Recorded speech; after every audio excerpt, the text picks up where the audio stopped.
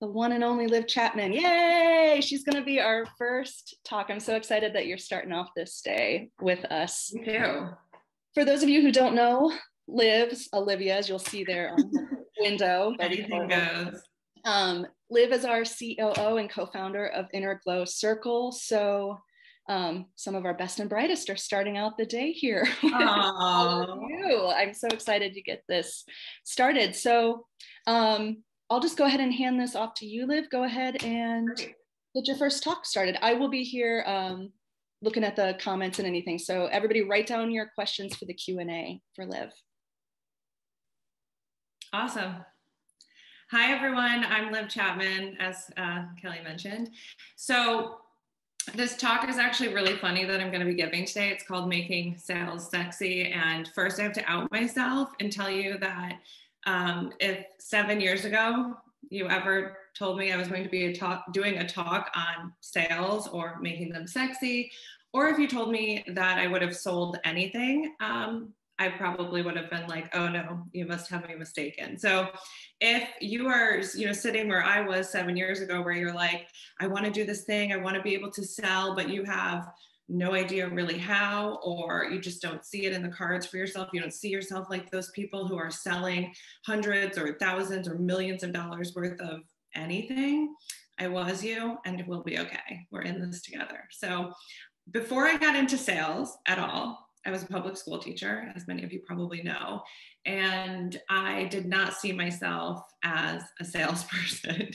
I could support people and I could help people, and I was pretty good at encouraging them and so forth, but to sell something was like a whole nother world. So when I finally, became a coach and started selling coaching, I really, well, let's just take it back. I wasn't actually selling, right? I was getting people who already knew me and trusted me to let me do some coaching sessions with them. So I started super referral based. I was getting friends of family members and friends of friends and so forth who kind of already knew me and trusted me, where I didn't really have to go through much in terms of sales.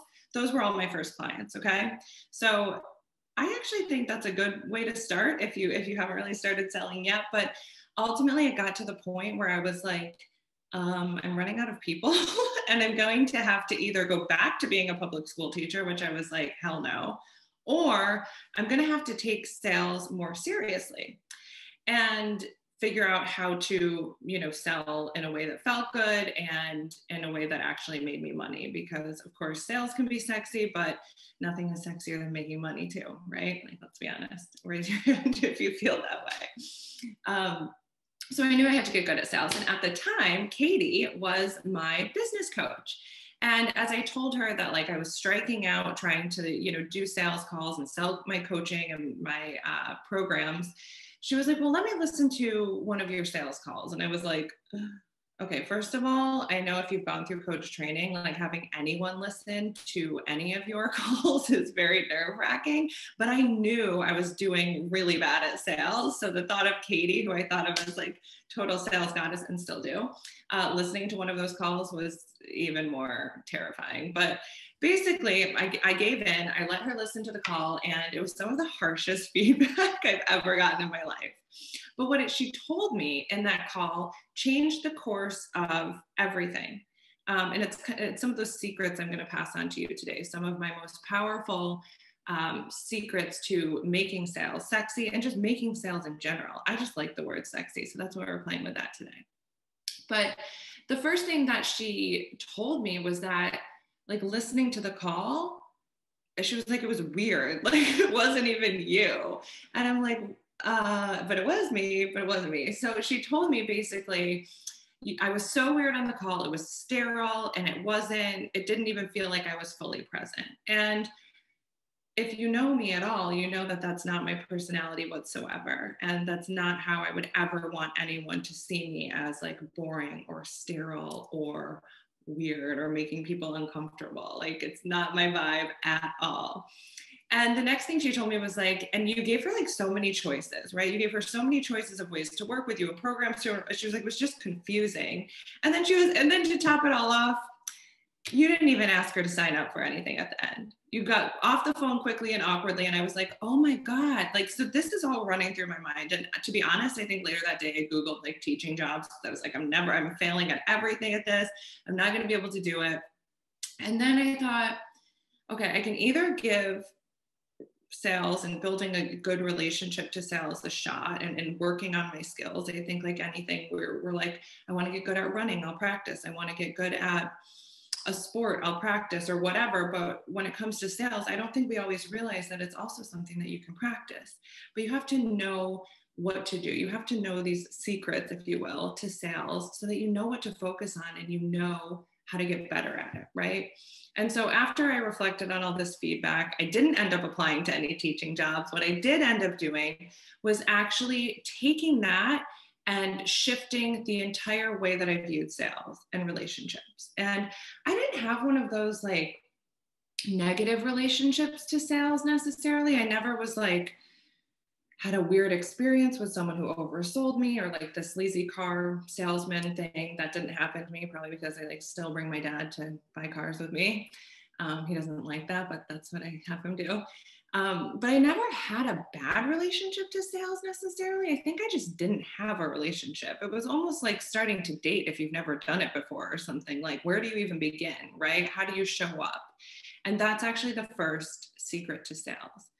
When I listened back to that call and heard myself, I didn't even feel like myself. And the way that you really can connect with anyone is when you're fully embodied, right? And so the very first thing, this is powerful secret number one, is you have to ask yourself, how do you want to feel and how do you truly want to show up on these calls?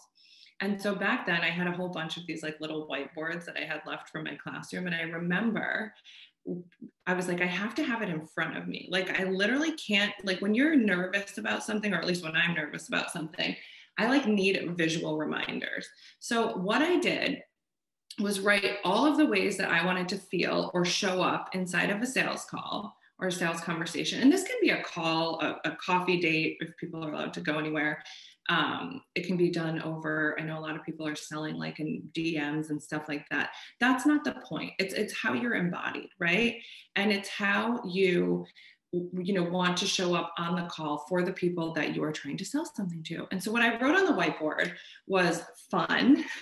That's number one. Like I've said it before and I'll say it again. If it's not fun, I'm not going. And I always mean that. So first thing, I wanted to be fun. I wanted to be super supportive, right? I was selling coaching and training programs at the time. Like the whole game is support, right? So I wanted to be fun. I wanted it to be supportive. I wanted to be loving. Like I'm a very loving person most of the time. And I wanted it to be positive. I wanted to feel all of those things. I wanted my energy to get in that place in every sales conversation I ever had. And so in order to do that, I had to do, and whatever your words are, how do you get to that space, right? And I think Gabby Bernstein said something along the lines of like, your sexiest self is your most authentic self. And I think that's the thing that connects people to you, right? If people are signing up to do a discovery call with you or a consultation or sales call, whatever you want to call it, they've already caught on to your vibe somewhere probably, right? So then if you show up to the call and this whole other like nervous or weird or whatever energy it is, that's not who they know, right? That's not who they think they're getting. So I wrote down my words and I thought to myself, how can I get that way? And at the beginning, I would call my friends. I would say, listen, can you hype me up for 5 minutes? Can you bring me back to being? Can you remind me of who I am?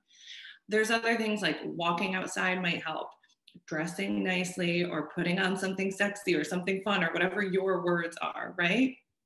And whatever you need to do to get into that state of being. We talk about being all the time in IGC. It's not just about what you're doing, but it's how you're being. And so the first thing, you have to figure out how you want to show up and figure out how to get yourself to that place. Okay. Maybe it's high heels, maybe it's lipstick. I like all of the above, but whatever it is, maybe it is sex. Do that thing that gets you embodied. That's the sexiest way. Okay. And figure out what your words are. And you can have them in front of you. It makes it so much easier. So the next thing is like, duh, but The confused mind never buys, right? And so if you're, trying to sell a million different things to one person, or giving them a multitude of options and features and benefits, and there's this way and this way and this way, no. Your job in sales is to truly be listening to the prospect. And if you hate these sales words, I mean, I kind of hate them too, but whatever. But we're going to use them because they're easy. If you're truly listening to your prospect and they're telling you, here's the issues I'm having, here are my problems, here's what I want, you have to confidently say, like, this is the thing that's going to bring you solutions. This is the thing that's going to change your life. You don't need to give them a multitude of options. Trust me. Be clear and be confident and give them a solution. Not a bunch of solutions where they're going to be confused and they have to wait and they have to think about it and they have to wonder. Your confidence and your clarity around the thing that will support them will be the thing that supports them, right? And they're going to feel that energy and they're going to trust you. And you need to trust yourself too, that this is the thing that's going to truly support that person on the other end of the computer or the other end of the call or sitting across the table from you. So clear and confident about what you are selling and how it will solve their problem. If you have a bunch of packages or a bunch of different ways to work with you, that's okay. But if you're truly listening, your heart and your intuition and your brain probably knows which is best for this person that you're talking to. Trust yourself. You are the expert. And inside of any type of discovery call or sales consultation, you need to show up that way. Okay, that's number 2. And number 3 might be the most embarrassing realization. And I still laugh when I think about it. But the third secret is that you actually have to make the sale. You have to invite them to work with you. And I think so many times we have these great conversations with people and then we're like, okay, so let me know what you're thinking, like later on. But the reality is that you have to go back to that embodied sense of self, right? Fun, supportive, loving, positive. How does that person say, you know what, I really want to work with you. I really think that you should sign up. I actually think that by you enrolling in this, all of those problems that we talked about and all of that stuff you want to create will finally be solved. What can I do to help you sign up right now? How can I get you registered today? We cannot forget to invite. That's really the key. And whether you want to call it close the sale or invite them, I always like to put everything in this frame of like party and fun reference, just because it's who I am. And so I don't think about it so much as like, I've got to close the sale. I think like I have to invite them to like the next level with me. It's going to be fun. We're going to have a great time. We're going to change lives. We're going to do whatever, right? So you have to invite. Figure out how you, and I think this is one of my journal prompts in the workbook actually, and really write it out and practice it. How can you confidently invite someone to work with you and actually make it happen? And this too is where they're going to potentially come back with buying questions or objections even, which are still buying questions. And they're going to want to engage with you more. But you've made the invitation and now they know too that you want to work with them. I always will go back to the first time I hired Katie. When I was on the discovery call as the client, I think I was way more nervous than she. I don't even know if she was nervous. She probably wasn't. But I was super nervous to even be there and to be asking for support and to be trusting someone else to help me with it. So keep that in mind too. You have to invite them and they have to know that you truly want to work with them or to support them, or to solve their problem, right?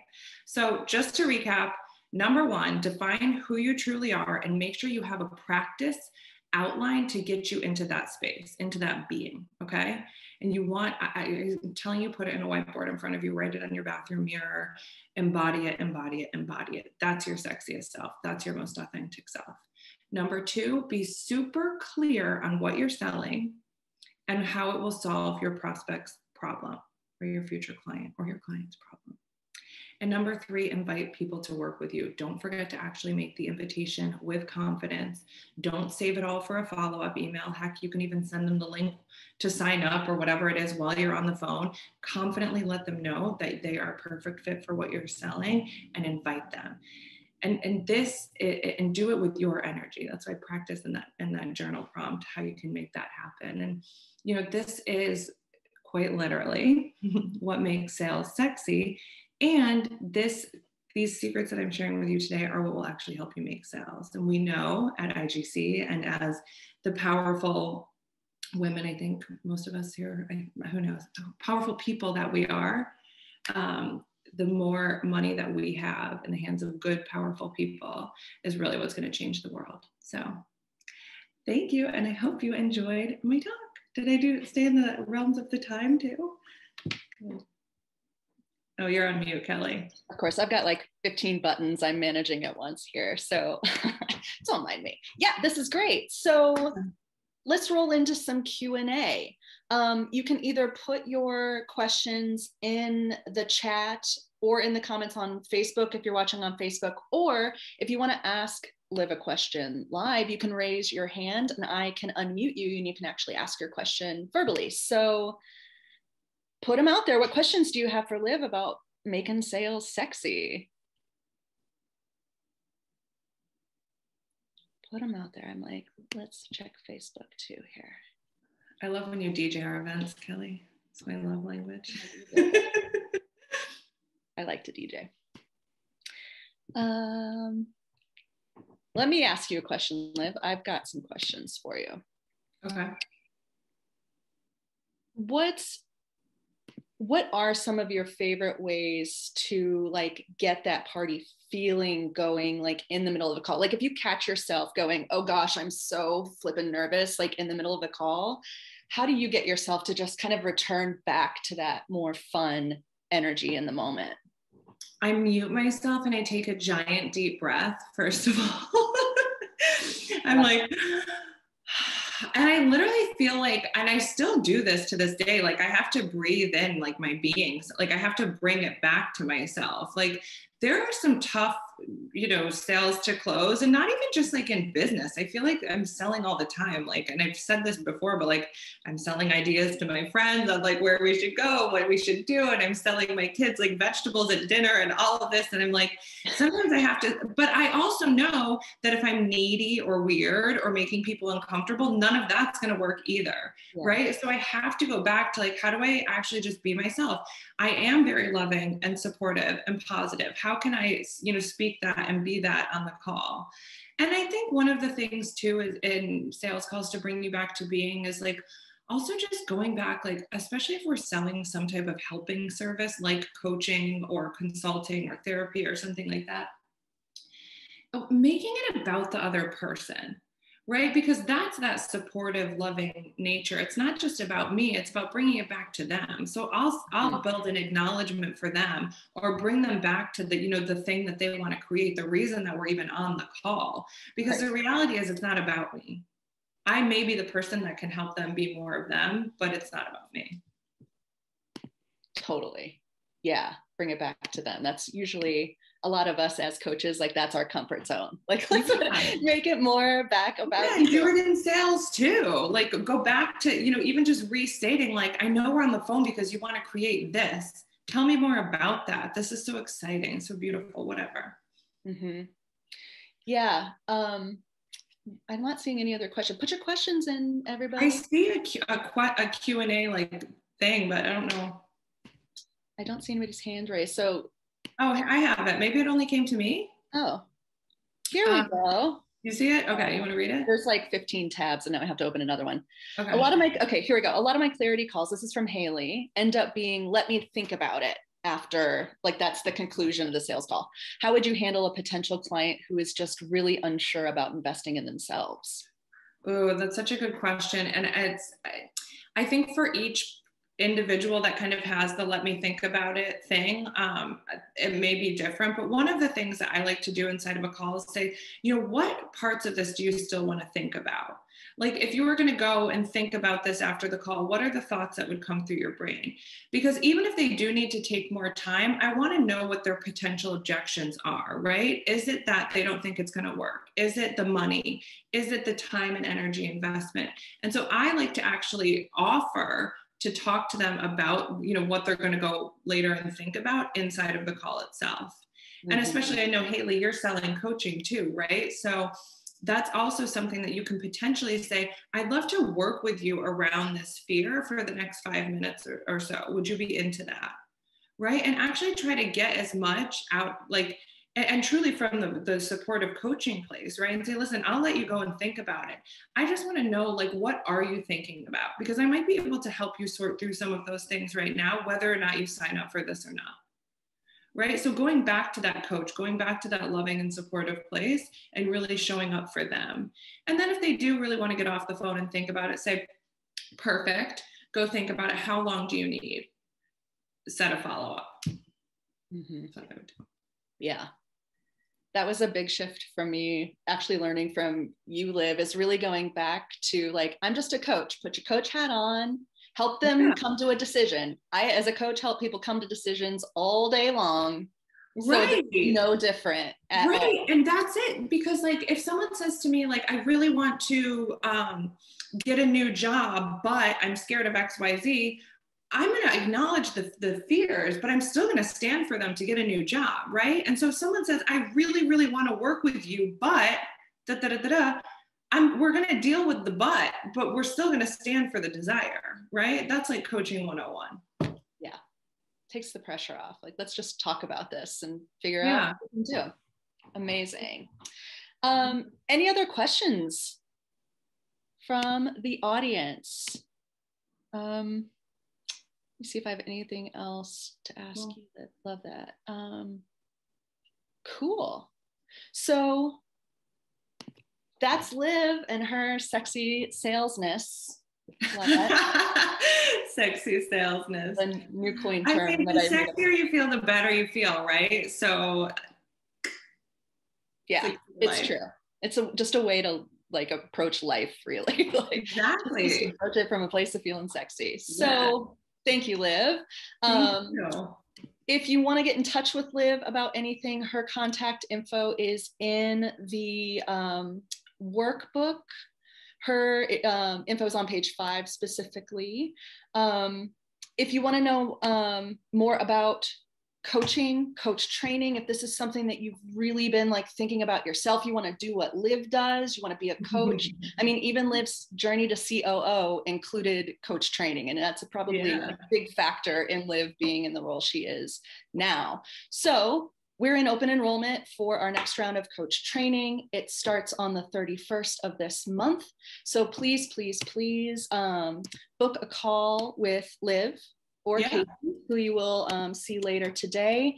I'm putting a note there in the chat of where you can book that call. So chat about it. Liv can help you come to this powerful decision yourself too. And you can watch me in all my sales glory. Right. And take side notes for yourself. Like, okay, that's how she asked that. And that's how she, Oh yeah, you can just spy on the process. Ooh, don't actually do that. Maybe. So, all right, thank you so much. Yes. Up next later today to watch all of our other speakers and for your talk too. So come on back. So Jamie Johnson is up next. She's a resiliency coach, and she's going to be talking all about kind of filling up your resiliency piggy bank so that when you need some resiliency, you've got some surplus to work with.